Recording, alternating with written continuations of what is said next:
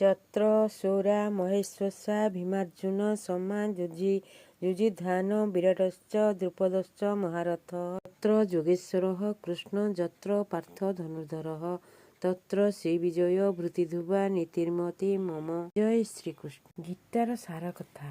ଶ୍ରୀହରି। ପ୍ରଥମ ଅଧ୍ୟାୟ। ସାଂସାରିକ ମୋହ ହେତୁ ମନୁଷ୍ୟ ମୁଁ କ'ଣ କରିବି ଆଉ କ'ଣ ନ କରିବି ଏଭଳି ଦ୍ୱନ୍ଦ୍ୱରେ ପଡ଼ି ସ୍ୱକର୍ତ୍ତବ୍ୟଚ୍ୟୁତ ହୋଇଯାଏ। ଏଣୁ ମୋହ ବା ସୁଖାସକ୍ତିର ବଶବର୍ତ୍ତୀ ହେବା ଅନୁଚିତ। ଦ୍ୱିତୀୟ ଅଧ୍ୟାୟ। ଶରୀର ନାଶବାନ ଏବଂ ତାକୁ ଜାଣୁଥିବା ଶରୀର ଅବିନାଶୀ।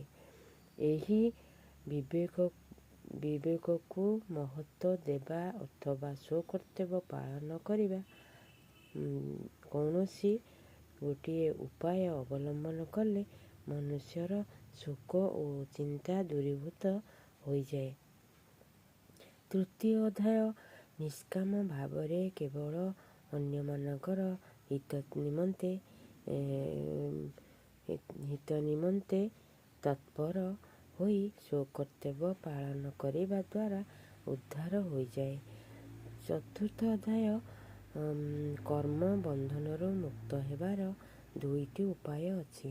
ତାହା ହେଲା କର୍ମର ତତ୍ତ୍ୱକୁ ଜାଣି ନିଃସ୍ୱାର୍ଥ ଭାବରେ କର୍ମ କରିବା ଏବଂ ତତ୍ତ୍ୱଜ୍ଞାନକୁ ଅନୁଭବ କରିବା।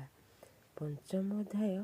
ଅନୁକୂଳ ଓ ପ୍ରତିକୂଳ ପରିସ୍ଥିତିରେ ସୁଖୀ ଦୁଃଖୀ ହେବା ଉଚିତ ନୁହେଁ, କାରଣ ଏଥିରେ ସୁଖୀ ଦୁଃଖୀ ହେଉଥିବା ମନୁଷ୍ୟ ସଂସାରରୁ ଊର୍ଦ୍ଧ୍ୱକୁ ଉଠି ପରମ ଆନନ୍ଦ ଅନୁଭବ କରିପାରେ ନାହିଁ।